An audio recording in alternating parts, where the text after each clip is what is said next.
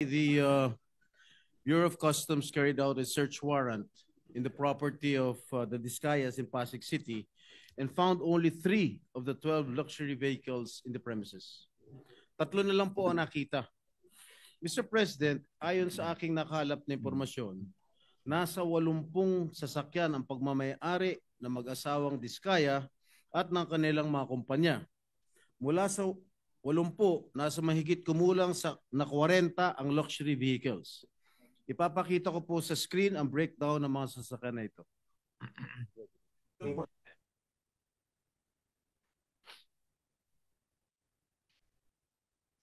Ready?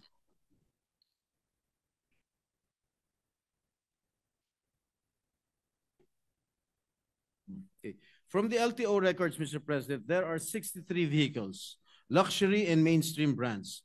Kasama po dyan yung mga binanggit ni Sara Diskaya kahapon sa hearing na Rolls-Royce, Kulinan, Bentley Bentayga, 2 GMC Yukon Denali, Cadillac Escalade, Mercedes-Benz Wagon, G63, Range Rover Evoque.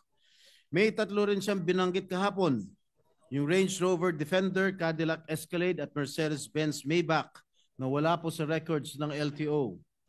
Sa pinag-uusapan na nag-viral na YouTube channel ni Julius Babaw, meron pang 8 luxury vehicles na wala sa tala ng LTO na nakapangalan sa mag-asawang Diskaya. Napag-alaman din ng aking tanggapan na meron pang 6 na mamahaling sasakyan ng pagmamayari ng mag-asawang Diskaya tulad ng Volvo XC90, Mercedes-Benz GLS, saka isang Maserati. Nakakalulang yaman po ito, Ginoong Pangulo.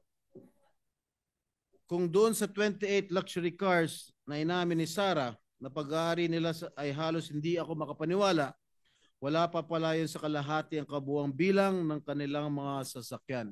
Mr. President, this is totally outrageous. And I would just like to spread this into the records, Mr. President. Thank you, Mr. President.